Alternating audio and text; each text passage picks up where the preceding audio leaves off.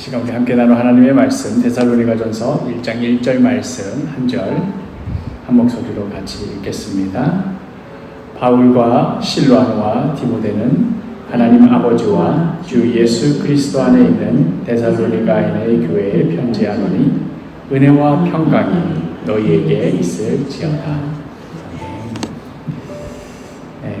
우리가 설교 방식을 바꿔서 이제 큐티 본문을 가지고 주일 예배 때 이렇게 나누는 것이 아니라 수요 예배 때 나누기로 했지요. 그런데다가 지난 2주 동안에는 북한도 순례를 위하여서 북한도 선교 역사를 나누느라고 지난번에 이제 열왕기상을 마치고 그 다음 바로 데살로니가 전서를 들어가야 될 차례인데 2주나 지나는 바람에 지금 큐티 본문은 디모데전서인데 오늘 데살로니가 전서를 처음 나누게 되었습니다. 저희 아버지도 목사님이신데요. 저희 아버지의 어떤 좀 유별난 열심 때문에 그래도 다른 또래 아이들에 비해서 성경을 비교적 많이 읽으며 자랐습니다.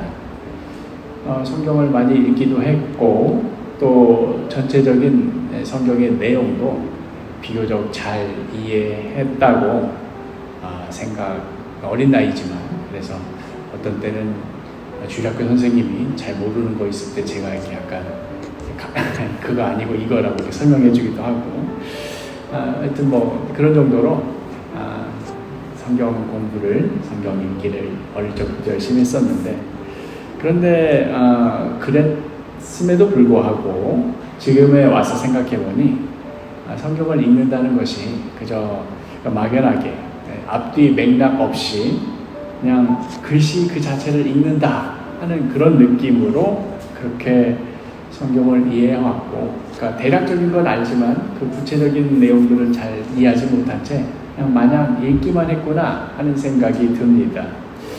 예를 들어서 제가 데살로니가 전서를 읽는다 할 때에도 데살로니가 전서는 그러니까 제 머릿속에 처음에 딱 드는 생각이 데살로니가 전서는 5장, 후서는 3장, 도합 8장이니 오늘 밤에 그냥 쓱 읽어도 다 읽겠구나 하는 그런 분량입니다.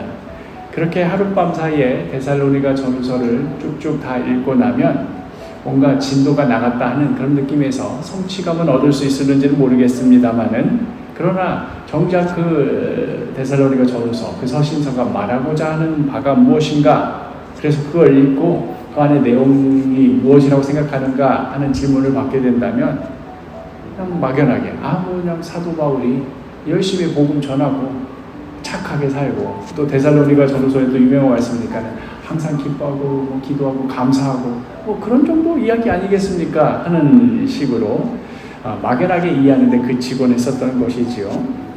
이제 제가 사도교회 목사의 직분을 감당하고 있는 자로서 제가 하고 싶은 것은 또 해야만 하는 것은 우리 사도교회가 성경 말씀을 함께 읽어가는 말씀 공동체로서 성경 말씀을 피상적이거나 추상적으로 이해하지 않고 보다 깊이 또한 그 말씀이 그냥 옛날의 말씀이 아니라 우리의 현실에 맞닿도록 말씀 묵상의 깊이를 더하는데 도움을 주는 것 이것이 저의 목사로서 또 말씀 사역자로서의 역할이라 믿습니다.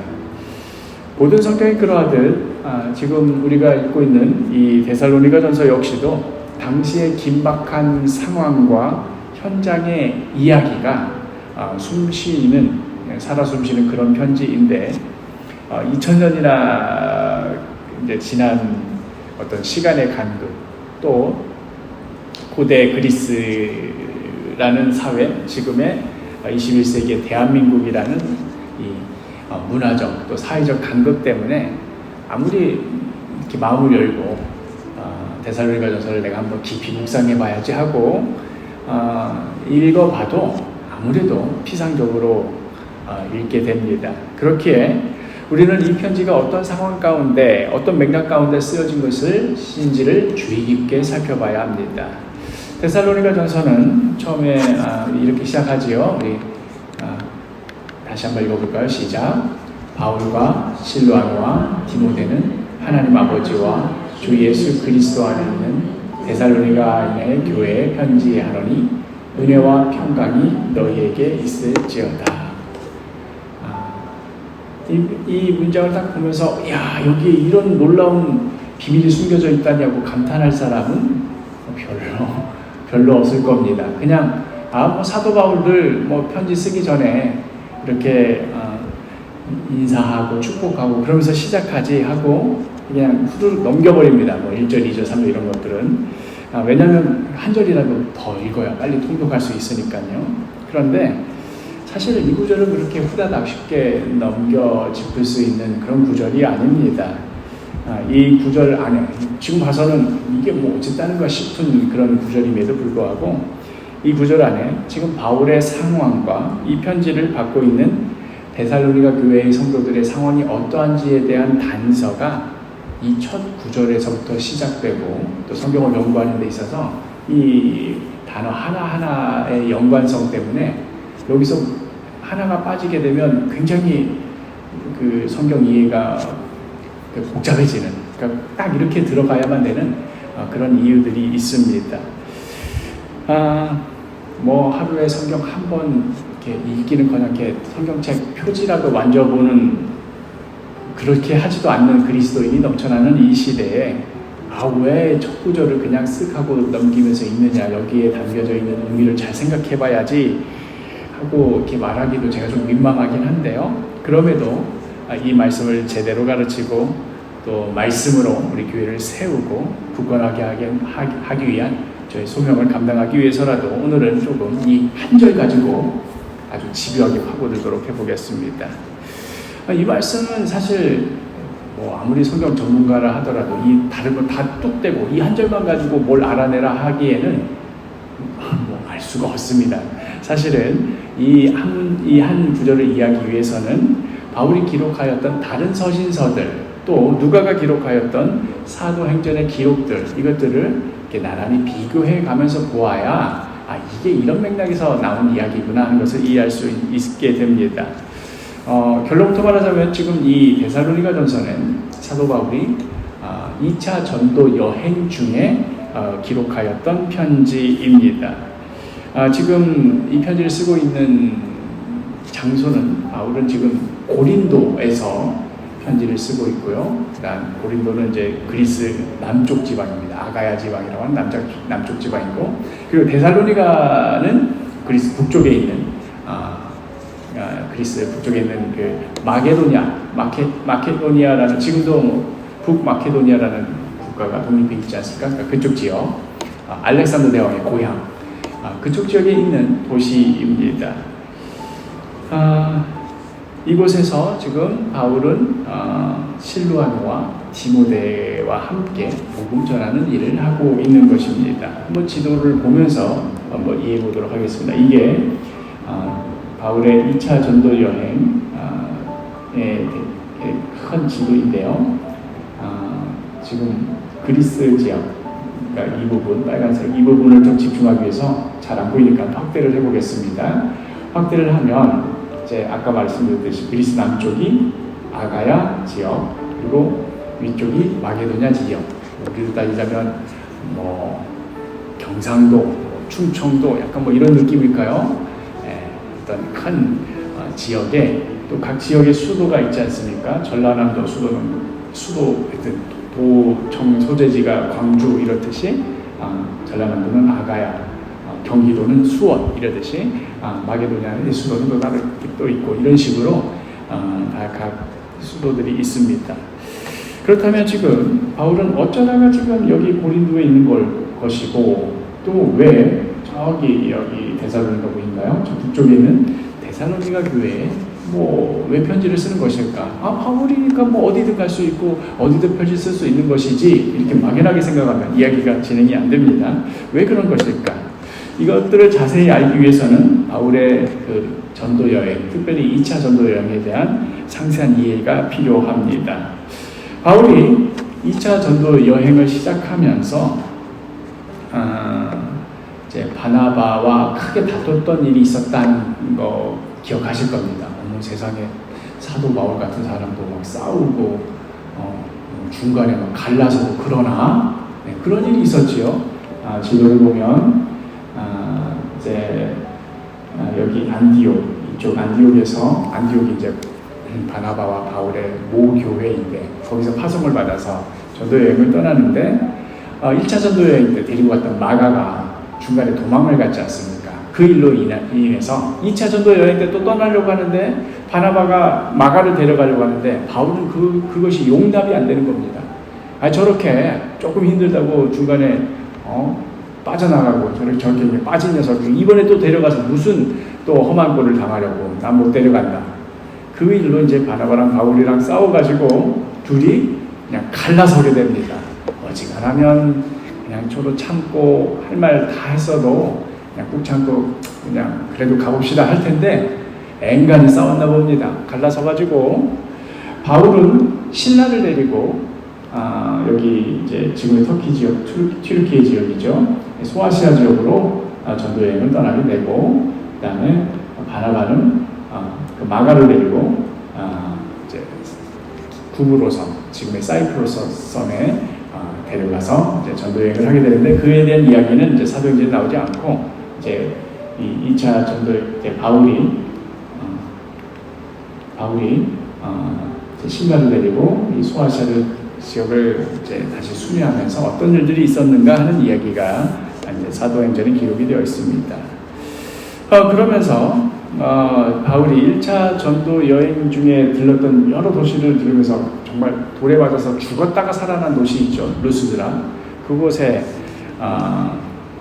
그 1차 전도 때 복음을 전하고 그 사이에 훌륭하게 신앙인으로 성장해 있는 청년 디모데를 발견하게 됩니다. 자, 그래서 이 안디옥에서 출발해가지고 소아시아 지역을 따라가다가 여기 보이시죠? 이 루스드라라는 이 지역에서 1차 전도여행 때 교회를 세웠었는데 가보니까 그 사이에 우리 디모데가 그 사이에 엄청나게 성장해 있어가지고 이 청년이라면 전도여행 때 데리고 갈만하다. 왜냐하면 사실은 바나바랑 같이 가고 이래야 뭐가 맞는데 중간에 찢어졌기 때문에 아무래도 어려움이 있었던 것이죠. 그래서 이 디모데를 중간에 데리고 가게 됩니다. 디모데의 아버지는 그리스 사람이었지만 어머니가 유대인이어서 어릴 적부터 유대교식의 어떤 교육을 받으면서 자랐던 데다가 이미 이제 예수를 믿게 되는 어머니 또 외할머니의 그 신앙에 따라서 훌륭하게 자라고 또 준비되었던 자이었지요. 하지만 디모데는 아버지가 이제 그리스 사람, 헬라인이었던 관계로 유대교식의 그 전통인 할례를 아직 받지 않았던 그런 상황이었는데 바울은 디모데를 전도 여행에 데리러 가는 데 있어서 이 할례 받고 안 받고가 문제가 되겠다 싶어서 디모데에게 할례를 받게 합니다. 그 내용이 사도행전 16장 3절에 나와 있습니다. 바울이 그를 데리고 떠나고자 할세 그 지역에 있는 유대인으로 말미암아 그를 데려다가 할례를 행하니 이는 그 사람들이 그의 아버지는 헬라인인 줄 다 알미러라. 그러니까 우리가 성경을 정말 깊이 봐야 되는 게 우리가 피상적으로 이해하게 되면 바울은 할례 반대했던 사람이야. 율법은 할례 받으라고 하잖아. 근데 복음은 할례 받지 말라고 해. 우리는 할례 안 받아도 돼. 이렇게 이분법적으로 단순하게 이해하게 되는데 이 본문을 만나게 되면 충격인 거죠. 뭐야? 바울은 왜 또 이랬다 저랬다 하는 거야? 왜 할례를 디모데 받게 했지? 하는 생각이 드는 것이죠. 사실 바울은 할례를 무조건 반대한 것이 아니라 그 교회 안에 들어온 그 율법주의자들이 할례를 받아야만 구원이 완성된다. 예수 그리스도의 보혈로는 충분하지 않고 그 보혈 위에다 할례라는 우리의 어떤 조건을 더해야 된다. 이것 때문에 분개한 것이고 이것을 반대한 것이지 할례 받고 안 받고가 바울에게는 그렇게 중요한 문제가 아니었습니다. 그래서 사실 복음 전파하는 데 있어서 디모데가 할례 받는 게 더 도움이 되겠다 싶으면 얼마든지 이렇게 받게 하였던 이런 장면도 나옵니다. 그렇게 해서 이제 왜 이 얘기까지 했냐면 바울과 실라와 그 다음에 이 중간에 루스드라에서 디모데까지 합류해서 이 세 명의 일행이 본격적으로 여행을 떠나게 됩니다. 그렇게 이제 이 세 명의 드림팀이 구성이 돼서 그 이후의 여정을 떠나는데, 갈 때마다 이게 계획대로 안 되는 겁니다. 우리 사도교에서도 지난주에 북간도 순례를 다녀왔는데, 간 첫날부터 뜻대로 되지 않아가지고 얼마나 당황하고, 정말, 긴장되더라고요. 이게 다 알아보고 이럴 거라 예상을 하고 내렸는데, 그게 하나도 첫 단추가 안 떼지니까 그 다음부터는 의미가 없어지는 거예요. 얼마나 참 당황스럽고, 방황하게 되는지요. 지금도 그러한 텐데, 2000년 전에 전화기도 없고 인터넷도 없는데 그냥 무조건 사람들 말 듣고 가는 이런 상황 가운데 길이 안 풀린다, 뜻대로 안 된다, 너무나 당연한 일이었겠지요. 그러면서 우리가 그 사도행전에서 잊지 못할 아주 중요한 명장면이 여기서 탄생하게 됩니다. 자꾸만 길이 막힐 때, 어디로 가야 될지 모를 때, 그때 바울의 꿈속에서 마게도니아 사람 한 사람이 나타나서 와서 우리를 도우라 하는 그런 환상을 보게 되지요. 그래서 이를 계기로 바울 일행은 처음에는 원래 이 소아시아 지역만 돌기로 했는데, 저 드로아까지 올라가서는 이 드로아 지역까지 올라가서는 계획에도 없던 에게해 바다를 건너서 유럽으로 들어가게 됩니다. 아놀드 토인비 같은 역사학자는 이때 바울이 배를 타고 유럽으로 건너간 이 사건을 두고 유럽의 역사가 완전히 뒤집히는 결정적인 사건이었다라고 평가할 정도로 이 세 명의 무리가 배를 타고 바다를 건너는 이 작은 사건이 훗날의 역사의 향방을 가르는 아주 중대한 갈림길이 됩니다. 그런데도 이 세 사람은 지금 자기네들이 그렇게 역사를 바꾸고 있는지 어쩌는지 모른 채로 그냥 어디로 가야 될지 몰라가지고 그 꿈 하나를 두고는 이건 성령님의 음성이다, 순종하고 그냥 바다를 건너가는 것이지요. 그렇게 성령의 음성에 순종하여서 자신들의 원래의 뜻과 계획들을 다 내려놓고 부르심에 이끌려 뜻하지 않게 이렇게 유럽으로 건너가게 됩니다. 그래서 건너가서 처음 도착한 도시가, 그러니까 소아시아 지역에서의 항구 도시는 드로아고 건너간 곳의 항구 도시는 네아폴리입니다. 네아폴리스라는 그런 곳인데, 이 지도를 좀 더 확대해 보겠습니다. 여기가 이제 소아시아 지역이고 여기가 그리스 지역이고, 아까 여기가 드로아고 여기서 바다를 건너서 네아폴리스로 건너가게 되는데요. 근데 이 그림이 좀 잘 보이나요? 이 빨간 선이 보이나요? 빨간 선 거기서 보이나요? 네, 이 빨간 선이 그 고대 로마의 고속도로입니다. 여기 서쪽 해안에 디라키움으로부터 시작해서 이 빨간 선을 따라서 쭉 이어져서 저 흑해의 비잔티움에 이르기까지 1000km가 넘는 로마의 고속도로가 연결되어 있었습니다. 그리고 바울 일행이 도착한 곳이 바로 이 고속도로의 빨간 선, 이 고속도로의 한 중간에 위치했던 네아폴리스라는 이 항구 도시에 도착했던 것이지요.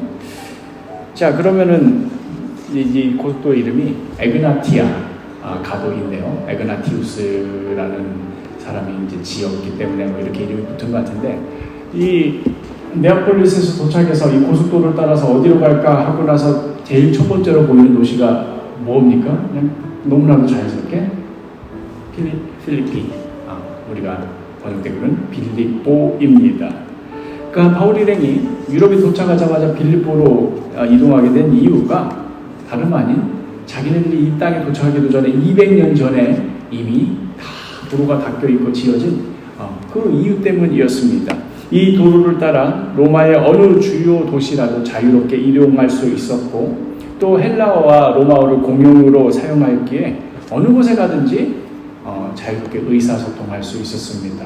우리 지난주에 북한도 갔을 때 그래도 공항에서는 영어가 통하겠지 했는데, 공항 직원들도 영어를 못하는 걸 보고, 야, 이게 영어를 못하니까 그렇다고 제가 중국어를 잘하는 것도 아니고 어떻게 대화가 안 통하니까 원투쓰리도 이게 소통이 안 돼. 너무 괴롭더라고요. 야, 이게 아무래도 중국을 덜 가게 되겠죠. 그런데 이 시대에는 이미 언어가 헬라어, 로마어만 할 줄 알면 어느 도시를 가든 또 도로도 로마 이게 지금 고속도로의 한 줄기입니다. 여러 고속도로가 로마 전역에 깔려 있어서 어느 주요 도시든 다 자유롭게 이동할 수 있었습니다.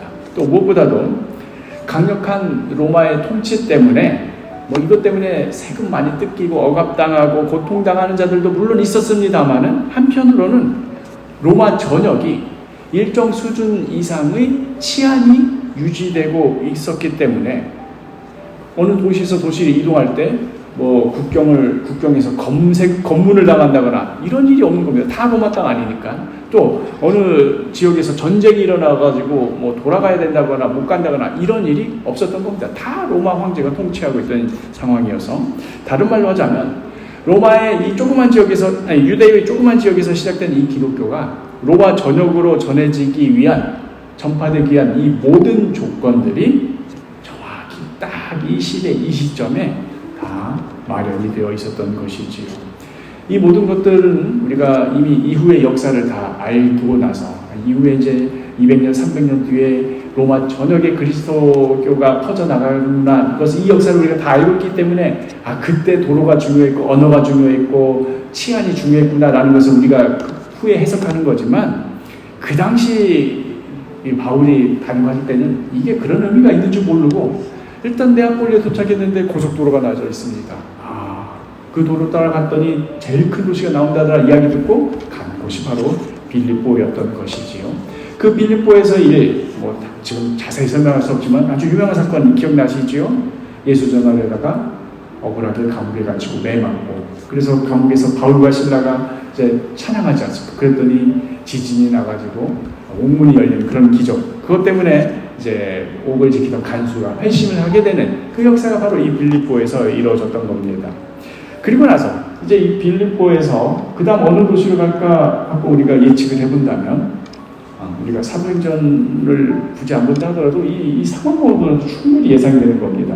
다음은 이 엠피폴리스라는 이곳으로 가겠구나 라는 생각이 들지요. 아니나 다를까 사도행전 17장 1절을 보니까 뭘까요? 그들이 암비볼리와 아볼로니아로 다녀가 데살로니가에 이르니 거기 유대인의 회당이 있는지라. 그러니까 보니까 필리피에서 그 다음 지역인 암피폴리스인데 여기는 유대인 회당이 없었나 봐요. 그래서 건너가서 그 다음 도시 바로 이 지점 데살로니가라는 도시에 도착하여서 그 유대인 회당에 가게 되는 겁니다. 마침 데살로니가는 그만큼 규모가 큰 도시이기도 했고, 규모가 컸던 만큼 유대인들이 어느 일정 인구 이상 살고 있으니까 유대인 회당도 있었기 때문에 그곳에서 이제 복음을 전하게 되었고, 늘 그랬던 것처럼 회당에 가서 이제 바울이 예수 그리스도가 어떤 분인지 알리기 시작합니다. 사도행전 17장 2절과 3절, 바울이 자기의 관례대로 그들에게로 들어가서 새 안식일에 성경을 가지고 강론하며 뜻을 풀어 그리스도가 해를 받고 죽은 자 가운데서 다시 살아나야 할 것을 증언하고 이르되, 내가 너희에게 전하는 이 예수가 곧 그리스도라 하니. 우리가 너무나도 잘 알고 있는 복음의 내용, 혹은 우리가 사도신경 때 고백하는 우리가 예수 그리스도에 무엇을 믿습니까 하는 그 내용이 바로 여기에 다 담겨 있습니다. 이 기록을 보니 이 데살로니가에서 바울이 복음을 전한 것이 약 3주간이라고 이렇게 되어 있습니다. 3주면은 교회 하나 세우는 데는 좀 짧은 시간이긴 하죠, 그렇죠? 그런데 그 짧은 시간이었음에도 불구하고 바울의 이 성령의 능력이 가득한 이 증언으로 말미암아 예수를 믿는 이방인들이 많아지게 되었습니다. 그러자 이 바울 일행을 시기하던 유대인들이, 원래 유대교 회당들은 뭐겠습니까? 거기서 누가 짱이에요? 유대인이 짱이에요. 나는 오리지널 유대인이야. 거기 살던 헬라인들이 와서 나도 유대인으로 태어났으면 얼마나 좋았을까, 이렇게 마치 한류 열풍일 때 왜 외국인들이 한국 사람 되고 싶어하는 그런 것처럼 그런 분위기였는데, 갑자기 바울이 와가지고는 예수 그리스도를 전파하니까 유대인이 되고 안 되고가 중요한 게 아니라 예수 그리스도가 중요하게 돼버린 겁니다. 그러니까 이것을 못 견디는 거예요. 그래서 이 시기하던 이 유대인들이 그 도시의 불량배들을 고용해서는 때를 지어서 예수 믿기 시작한 사람들을 위협하기 시작합니다. 5절을 보니까 그러나 유대인들은 시기하여 저자의 어떤 불량한 사람들을 데리고 때를 지어 성을 소동하게 하여 야손의 집에 침입하여 그들을 백성에게 끌어내려고 찾았으나 하면서 유대인들이 일단은 그 바울 한 사람만 족치면 된다. 그놈만 찾자 하고는 불량배들을 오리로 따지자면 조폭들 데려가지고 아이고 안녕하십니까 하고는 그냥 이렇게 행패부리는 거였죠. 야손이라는 이제 예수 믿었던 그 이제 형제 집이겠죠. 거기 들어와서는 집안을 다 뒤집어 놓는데 바울을 끝내 못 찾으니까 이 화풀이라도 하려고 야손을 데리고 끌고 가서는 이제 읍장 그 당시에 이제 당국에 해당하는 그들에게 끌고 갑니다. 제가 만약에 지난주에 북한도 순례 여행 중에 뭐 잘 말도 통하지 않고 이런 상황인데 갑자기 제가 묵고 있던 숙소에 그냥 중국 그 연변의 그 조선족 조폭이라고 해야 되나요? 그 있잖아요. 그좀 우리 얼마 전에 영화도 있었잖아요. 그런 사람들이 우르르 몰려와가지고는 이연 어디 있어 하면서 막 중국말로 막 뒤집고 막 찾고 저를 막 살려고 창문 열고 도망치고 그렇게 하고 이제 저를 지켜주려고 뭐 거기 도와주는 분들이 막 이리 숨어라 저리 숨어라 했다고 치면은 그 기억이 그냥 뭐 추억처럼 아름답게 남겠습니까? 얼마나 강렬하게 그 기억이 그냥 남아서 오랫동안 기억이 남겠습니까? 그렇죠? 오랜 시간이 들어도 지워지지 않는 그런 기억이 될 것입니다. 이렇게 데살로니가 교회는 그 시작부터가 잊을래야 잊을 수 없는 기억으로 맺어진 그런 교회였습니다.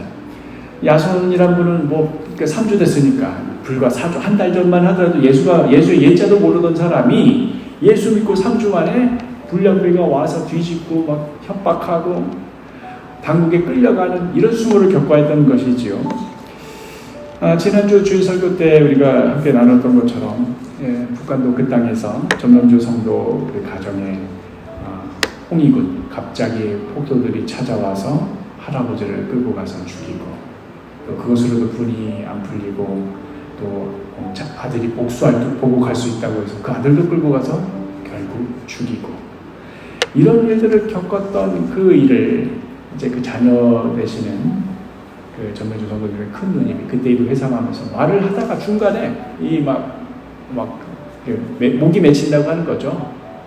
그때 그 아버지의 마지막 장면, 마지막이 아니기를 바랬지만 결국 마지막이 됐던 그 기억들을 하면서 그 얘기를 하는데 막 목소리가 떨리고 막 그 안에 있는 그 격정이 느껴지는데 이건 정말 그거를 경험해본 사람만이 저런 이야기가 나오겠다 하는 생각이 들었는데 지금의 이 바울 일행과 데살로니가 교회 성도들이 겪었던 일이 바로 그겁니다. 그때 불량배들이 와가지고 다 세간 살림 다 뒤집어엎고 바울 어딨냐고 죽이려고 달려드는데 정말 그때 죽는 줄 알았다 했던 그런 기억입니다. 아마도 이렇게 불량배가 동원이 안 된 채로 바울에게 조금만 더 시간을 주었더라면 조금만 더 기회가 있었더라면 그 데살로니가에서 더 좀 머무르면서 교회도 좀 든든히 세우고 리더도 좀 세우고 제자들도 좀 가르치고 이렇게 했을 터인데 뭐 지금 그런 상황이 안 되는 겁니다. 그래서 바울은 데살로니가를 급하게 밤중에 몰래 도망치듯 떠나야 했습니다. 그렇다면 이제 여기가 이제 데살로니가인데 이 데살로니가에서 몰래 도망간다면 이 도시 여기죠. 이 펠라나 아니면 그 다음 도시인 에베사로 갔겠구나 우리가 생각하기 쉬운데 우리 펠라서 에데사서 이런 에데사 전후서 이런 책 없지 않습니까? 그렇죠? 왜 없을까? 왜냐면 거기로 도망을 안 갔기 때문이죠. 이 큰 길로 갔다가는 어때요? 불량배들이 뒤쫓아올 것 아닙니까? 우리 왜 범죄 영화에 나오는 추격신 보면은 큰 도로를 향해 달리다가 뒤에 쫓아오는 것 같으면 어때요? 조그만 골목길로 확 빠져나가서 숨어버리지 않습니까? 그것처럼 이 데살로니가에서 다음 이어지는 펠라나 에베사로 도망을 친 것이 아니라 이제 좀 이따 지도 보여드릴게요. 데살로니가 그 고속도로 밑에 있는 그러니까 조그만 지방 도로로 빠져서 베레아라는 도시로 가게 됩니다. 이 지도를 보면은 아피볼리가 있고 아볼로니아 있고 데살로니가 그다음에 이쪽으로 쭉 서쪽으로 쭉 가야 고속도로는 여기서 남쪽으로 빠져서 이 베레아라는 이 도시로 가게 됩니다. 그런데 이 베레아에 갔더니 이곳의 분위기는 데살로니가와는 완전히 딴판이었습니다. 11절을 보니 같이 한번 읽어볼까요? 시작. 베레아에 있는 사람들은 데살로니가에 있는 사람들보다 더 너그러워서 간절한 마음으로 말씀을 받고 이것이 그러한가 하여 날마다 성경을 상고하고, 정말이지 전도할 맛이 나는 그러한 도시였습니다. 그래서 이 베레아에서 조금 더, 데살로니가는 비록 3주밖에 못 있고 이렇게 도망칠 수밖에 없었지만 이렇게 이 사람들은 호의적이고 더 배우고 싶어하고 막 질문 자꾸 하고 하니까 여기 더 남아서 교회를 세워야겠다 이렇게 생각했을는지도 모르겠는데, 그것도 잠시 자기네들이 따돌림 당했다라는 것을 깨달은 이 불량배들이 처음에 막 그 고속도로 따라가다가 이놈들이 어디 갔지? 딴 데로 샜나 보다 하고 그 주변을 일대를 다 뒤졌을 거 아닙니까? 그래서 결국은 여기저기 수소문하여서 알아본 결과 드디어 베레아에서 이 바울이 있다는 사실을 알고는 이 베레아에 찾아와 행패를 부리기 시작합니다.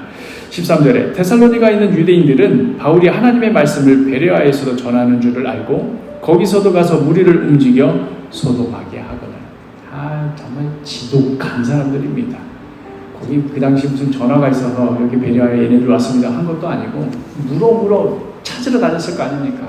그 열심으로 선한 일 좀 하지, 그 열심으로 가서 바울 때려잡으려고 그런 일을 했던 것이지요. 이제 데살로니가에서 그 고속도로에서 잡아가지고 니들이 도망가면 어디로 도망가냐 이렇게 혼내줬으면 좀 분이 풀렸을 텐데, 니들이 도망가면 어디로 가냐 했다가 놓쳤지 않습니까? 여기 숨었나 저기 숨었나 뒤지다가 고생 끝에 베레아에서 잡았습니다.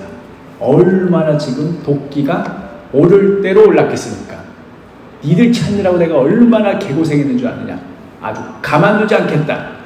그래서 그 다음 이어지는 이 말씀, 그냥 우리는 성경 통독할 때 그냥 그렇게 배 타고 갔나 보다 하는 상황이지만 그 내막을 알게 되면 정말 긴박하게 도망쳤구나 하는 것을 알 수 있습니다. 같이 읽어볼까요? 14절. 형제들이 곧 바울을 내보내어 바다까지 가게 하되 실라와 디모데는 아직 거기 머물더라. 그러니까 베레아는 항구 도시가 아니니까 베레아에서 막 밤중에 어디든 지금 도로를 따라서 도망을 치던 배편으로 도망을 치던 알아보던 중에 어느 항구 도시로 갔다는 말도 생략되어 있습니다. 그냥 바다로 가가지고 지나가던 배를 붙잡았는지 어쨌는지 그 배를 타고는 가게 되었습니다. 그러니까 다음 여정은 우리 배 타고 가는 겁니다 이렇게 일정이 정해져 있는 게 아니라 원래는 베레아에 더 있고 싶었을 거예요. 그런데 상황이 이러니까 도망치듯 가다가 배가 있길래 배를 잡았는데 보니까 배도 이미 꽉 차있던 배였던 모양이에요. 자리가 한 자리밖에 없어서 바울만 건너 그 배에 타고, 왜냐면 바울이 제일 급하니까 나머지는 탈 수가 없는 그런 채로 가게 됩니다. 그래서 15절 같이 읽어볼 거예요. 시작. 바울을 인도하는 사람들이 그를 데리고 아덴까지 이르러 그에게서 실라와 디모데를 자기에게로 속히 오게 하라는 명령을 받고 떠나니라. 도망치다가 지나가는 배를 붙잡고 자리 없냐고, 한 자리밖에 없다고, 그러면 그거라도 타고 보니까 이 배 어디로 가는 거냐고 알지도 못한 채 일단 거기 떠나야 돼. 아테네로 가는 거라고. 그래서 계획에도 없던 아테네로 바울이 가게 되고, 바울이 가면서 나 아테네로 가니까 너희들도 거기로 찾아와 메시지 남기고 이렇게 찢어진 거죠. 지금에 와서 얘기하는데 우리 지난주 북한도 갔을 때 첫날 비 억수로 쏟아지고 저는 우산 사느라고 다들 비를 맞을 것 같아서 제 개인 돈으로 우산 사느라고 결제를 하는데 그게 또 뭐가 또 안 돼요. 결제하고 딱 뒤를 돌아보니까 사람들이 다 사라진 거야. 내가 사준 우산만 들고 딱 얌체같이 어찌나 화가 나요. 그래서 이제 전화해가지고 어디냐고 하려고 하는데 뭐 전화기가 되나 뭐 카톡이 되나 안 되고 있는데 나중에 알고 봤더니 시연이를 잃어버린 거예요. 그래서 떨고 가지고 더 막 그냥 근데 물론 이제 거기서 거기여가지고 잃어버려봐야 그 자리 했지만 어쨌든 떨고 놓고는 모른 채로 있었던 거예요. 보니까 시연이 어디 가냐 했더니 시연이 어디 가냐고 그제서 찾고 있는 거예요. 그래서 제가 돌아다니면서 보니까 우리 권전도사님도 길을 잃어가지고 마침 잘 잃어버려서 시연이랑 같이 잃어버려서 시연이 자꾸 이제 어딘지 모르고 서 있고 그러니까 잘 모르는데 갔다가 여행 무리가 흩어지면은 이게 굉장히 무서운 일이고 어찌할 줄 모르는 상황이 되는 거예요. 지금 바울과 디모데와 실라가 딱 이런 상황입니다. 원래 베레아에 있어서 우리 다음 주에는 무슨 말씀 본문으로 복음 전할까? 뭐 이런 얘기하고 있다가 갑자기 와장창 깨지고 막 그냥 잡아라 죽여라 막 이런 소리에 막 허겁지겁 도망치다가 나 먼저 갈게. 어디로 가지? 아테네 가면 아테네로 와 하고 헤어진 거예요. 그러니까 그 분위기가 어땠겠습니까? 그렇게 해서 바울은 이제 급한 대로 피하면서 아테네로 가게 됩니다. 참 기구하죠. 아테네 갈 생각조차도 안 했는데 그 아테네에서 아테네 하면 우리 그리스 철학자들 유명하잖아요. 에피쿠로스 학파와 스토아 학파 철학들과 논쟁을 벌이고 또 아레오바고에서 당대 지성인들 앞에서 부활에 관한 설교를 하는 그런 이야기 뭐 다들 기억하실 겁니다. 원래 바울은 소아시아 지역만 돌고 다시 모교회인 안디옥으로 가야겠다 시작했던 여정이 와서 우리를 도우라는 그 환상 때문에 바다를 건너게 되고 바다를 건너고 보니 고속도로가 있어서 야, 이 길 따라서 그냥 도시 만나는 대로 전도하면 되겠다 했는데 그 길로도 못 가고 베레아로 도망치다가 거기서도 뭐가 안 돼서 배 타고 도망치다 보니 아테네까지 온 겁니다. 이 얼마나 기가 막힌 일입니까? 그러면서 이제 이 아테네에서 여기까지 어떻게든 흘러왔는데 이게 그러니까 남쪽 지방인 거예요. 이 아가야까지 온 이상 이 아가야 지방의 수도인 고린도를 뛰고 갈 수는 없지. 그 대도시가 옆에 딱 있는데 그래서 그 아테네에서 설교를 마치고는 이제 고린도로 이동을 하게 됩니다. 바로 옆에 고린도라는 도시가 큰 도시, 수도가 있다고 하니까 그럼 고린도에 가야지 하고 건너갔던 이야기가 사도행전 18장 1절과 2절에 있습니다. 우리 같이 한번 읽겠습니다. 시작. 그 후에 바울이 아덴을 떠나 고린도에 아굴라라 본도에서 유대인 한 사람을 만나고 글라우디오가 모든 유대인을 멸하라 로마에서 떠나라 하고 그가 그 안에 브리스길라와 함께 이달리아로부터 새로 온지라 바울이 그들에게 가며 바로 이 고린도에서 그 유명한 아굴라와 브리스길라를 만나서 이곳 고린도에서 이제 드디어 1년 반 동안 다른 데살로니가는 3주 있다가 도망치고 그다음에 베레아에는 뭐 좀 하려니까는 또 찾아와서 도망치고 했는데 이 고린도에서는 이제 드디어 안정적으로 1년 반 동안 그곳에 남아서 교회를 세우고 제자들을 가르치는 데 공을 들이게 됩니다. 그리고 이 데살로니가에서 쫓아온 그 불량배 때문에 어쩔 수 없이 헤어지게 됐던 실라와 디모데와도 이곳 고린도에서 재회하게 됩니다. 5절 같이 한번 읽어볼까요? 시작. 실라와 디모데가 마게도냐로부터 내려오매 바울이 하나님의 말씀에 붙잡혀 유대인들에게 예수는 그리스도라 밝히 증언하니. 왜 실라와 디모데가 나중에 합류하고 하는 이 과정이 그냥 바울은 걔네들 데리고 다녔던 거 아니야 그런 이야기가 아니라 정말 숨막히는 그 상황 가운데 드디어 같이 고린도에서 만날 수 있게 되었던 것입니다. 그러면서 그 고린도에서 늘 무슨 기억이 나겠어요? 잊지 못할 그 데살로니가의 그 불량배 사건. 그 형제들 데살로니가 교회 성도들은 그 사람들 때문에 지금 신앙 잘 지키고 있을까? 할 수만 있다면 더 남아서 세웠어야 되는데, 더 가르쳤어야 되는데 하는 그 마음 때문에 데살로니가에 처음에 이제 디모데를 보내서 이렇게 그 얘기를 이제 다음 주에 하겠습니다만 이렇게 소식을 전하게 하고 그러면서 편지를 쓴 내용이 바로 오늘 1절 이 얘기하려고 이렇게 긴 이야기한 겁니다. 이 이야기가 나오는 겁니다. 다시 한번 시작. 바울과 실루아노와 디모데는 하나님 아버지와 주 예수 그리스도 안에 있는 데살로니가인의 교회에서 편지하노니 은혜와 평강이 너희에게 있을지어다.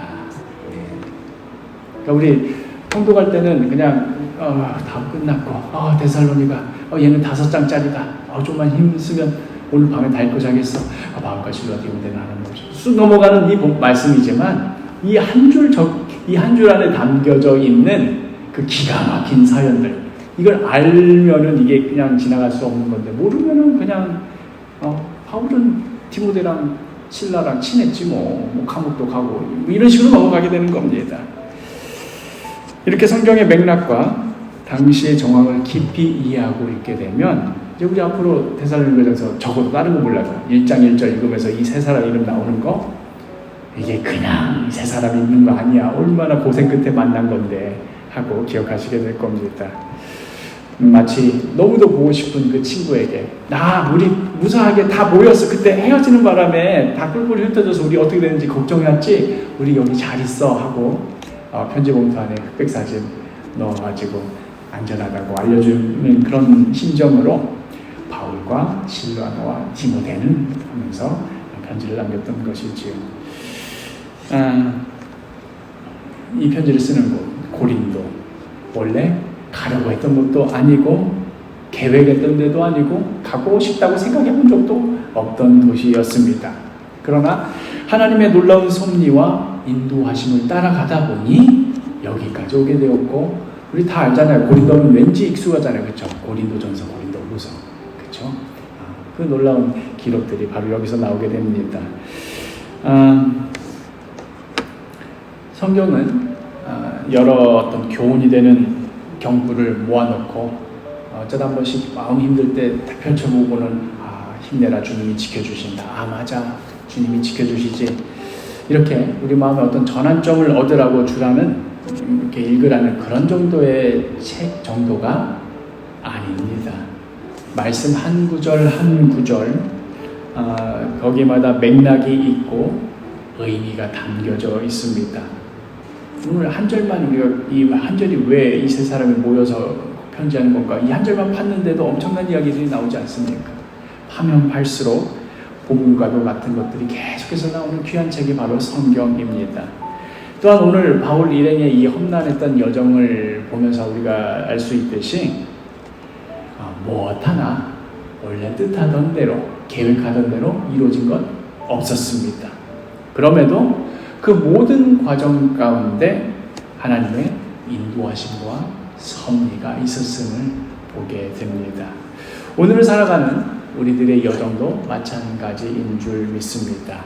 이렇게 주님 말씀 붙들고 때로는 우리의 뜻과 계획대로 인생길이 풀리지 않는다 하더라도 이 모든 것이 하나님의 섭리와 하나님의 돌보시는 손길 가운데 이루어지는 것을 신뢰하며 한 걸음 한 걸음 나아가기를 바랍니다. 그렇게 혼자 나아가는 것이 아니라 어떻게 해요? 함께 고난 중에 있는 그 나의 형제 자매들과, 그렇죠? 바울과 실라노와 디모데 서로 얼굴 만났을 때 얼마나 반갑고 울었겠습니까? 그렇죠? 우리도 마찬가지입니다. 우리 사도교회 한 사람 한 사람 각자 부르심받은 그 여정이 다 자기마다 이야기가 있고 다르지만 우리는 같은 믿음의 길을 걷고 있는 겁니다. 이렇게 서로 연합하여서 한 마음으로 또 서로 돌아보고 사랑하며 이 순례자의 여정을 걸어가는 이 사도교회 한 사람 한 사람 되시기를 소망합니다. 우리 이 시간 함께 찬양 부르실 텐데요. 이 찬양이 Von guten Mächten이라는 이제 독일어 시를 선한 능력으로 라는 시를 이제 곡을 붙여서 한 건데요. 이게 사실은 그 2차 세계대전 때 히틀러를 가만둘 수 없어서 암살하려는 그 계획 가운데 붙잡혀온 본 회퍼 목사님이 이제 붙잡혀가지고 이 감옥 저 감옥 이송해 가면서 온갖 고난을 당하는데 그 고난 가운데에서도 자기와 함께 기도하며 그 고난에 동참했던 자들에게 크리스마스를 앞두고 편지 가운데 썼던 그 시입니다. 비록 우리가 이렇게 고생하지만 그러나 여기가 끝이 아닌 줄 믿습니다. 난 여기서도 당신들과 기억하며 함께 있습니다. 우리는 함께 고난당하고 있고 또 그것이 우리의 기쁨입니다 하는 그 마음이 담긴 그 시이자 또 노래입니다. 함께 바울의 여정도 이러했겠구나, 또 우리의 여정도 이러하겠구나 하는 마음으로 함께 찬양하시겠습니다. 선한 능력으로.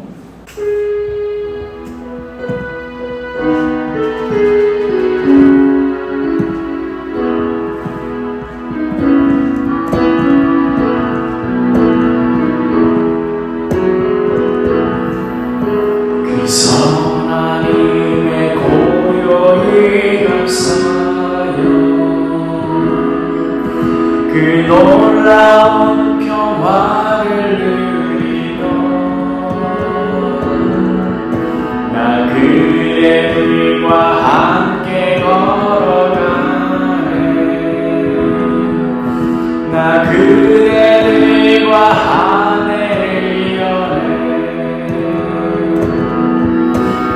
선한 힘이 우리 감싸시니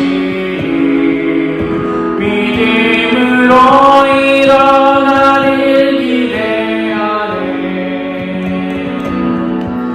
주 언제나 우리와 함께 계셔 하루 또 하루가 늘 새로워. 지나간 허물 어둠의 날들이 무겁게 내 영혼 짓눌러도 오 주여 우릴 외면치 마시고 약속의 구원을 이루소서. 그 선한 힘이 우리 감싸시니 믿음으로 일어나길 기대하네. 주 언제나 우리와 함께 계셔 하루 또 하루가 늘 새로워. 주께서 밝히신 작은 촛불이 어둠을 헤치고 타오르네. 그 빛에 우리 모두 하나 되어 온누리에 비추게 하소서. 그 선한 힘이 우리 감싸시니 믿음으로 일어나길 기대하네. 주 언제나 우리와 함께 계셔 하루 또 하루가 늘 새로워. 이 고요함이 깊이 번져갈 때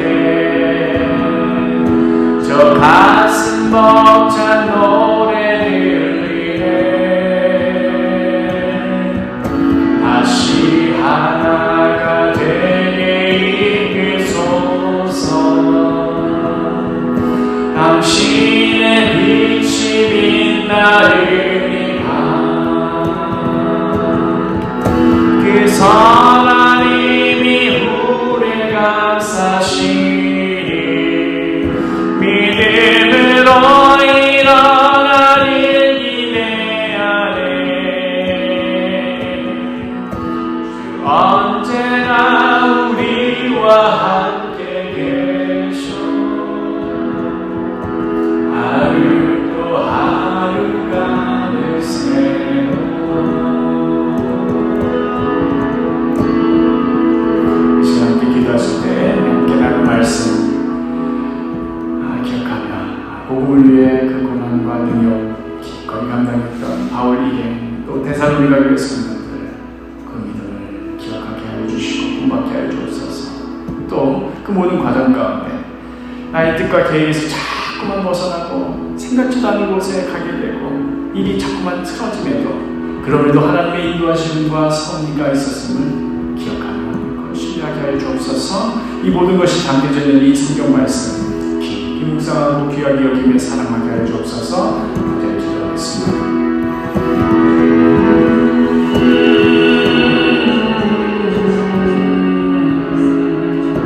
믿음으로 일어나리 기대하네.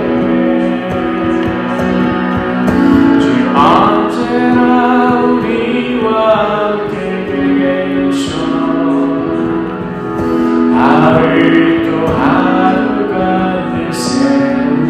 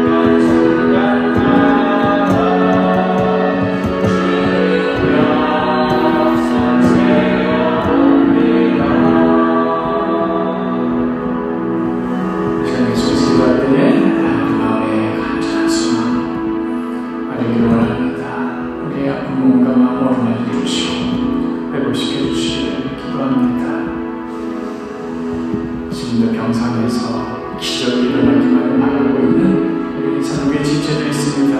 한몸된 선교회 연약한 지체들을 위하여 기도합시다.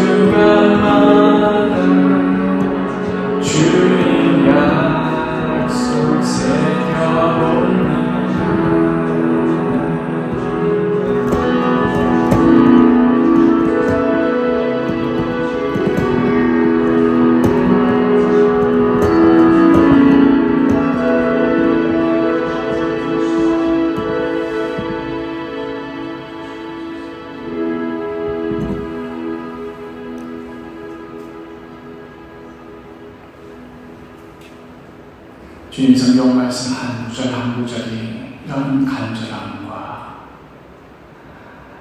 이런 눈물과 그런 마음에 깊은 소망이 담기지 않은 구절이 없습니다. 그 옛날 바울과 실라와 디모데가 한자리에 모여서 우리 여기 있습니다. 거기도 잘 있지요. 이 고난 중에도 평안하시지요. 그 한 줄을 남기려고 얼마나 마음을 졸였는지. 그러한 믿음의 여정은 오늘도 우리도 함께 살아갑니다. 한 몸 되어 살아갑니다. 지금 이 순간에도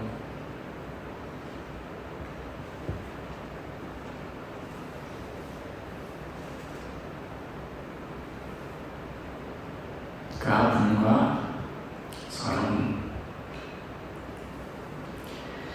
또는 흔들리는 그 마음 붙잡고 서로가 서로를 기대며 주님을 보며 그러한 여정을 살아가고 있습니다. 이 어려운 인생의 순간마다 우리가 매일 묵상하는 이 주님의 약속 기억하며 이 믿음의 여정, 이 순례자의 여정 한 걸음 한 걸음 담대히 나아가게 하여 주옵소서. 절망 가운데서도 주를 향한 숨을 잃지 않고 이 약속 붙들고 나아가게 하여 주옵소서. 모든 말씀 예수 그리스도의 이름으로 기도합니다. 주기도를 하시겠습니다.